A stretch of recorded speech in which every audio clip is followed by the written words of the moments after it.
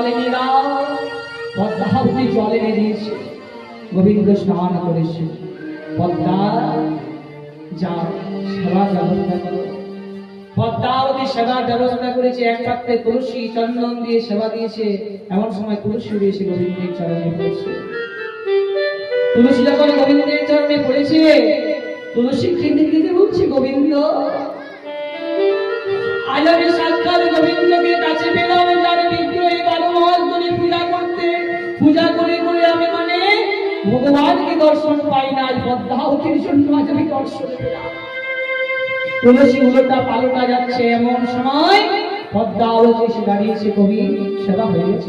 পদ্মা কি তোমার চরণে তুলসী?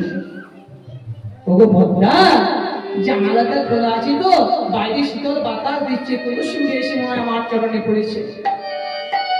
যা পদ্মা, তুমি এবারে সেবা করো, আমি স্মরণ করে যাই।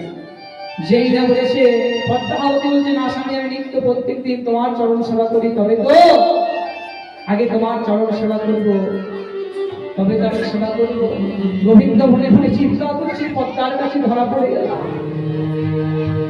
এই পদ্মার কাছে ধরা পড়ে গেলাম। এই না স্নানাগারে গেছে, পদ্মাবতী চরণ সেবা করতে করতে পদ্মাবতী তাকে লিখেছে, দর্শন করে পদ্মা বলছে, কি আমি নিত্য প্রত্যেক দিন তোমার চরণ সেবা করি, তার তো আগে কখনো দেখিনি, একটা সেটা গোবিন্দ কেঁদে কেঁদে বলছে, গো পদ্মা,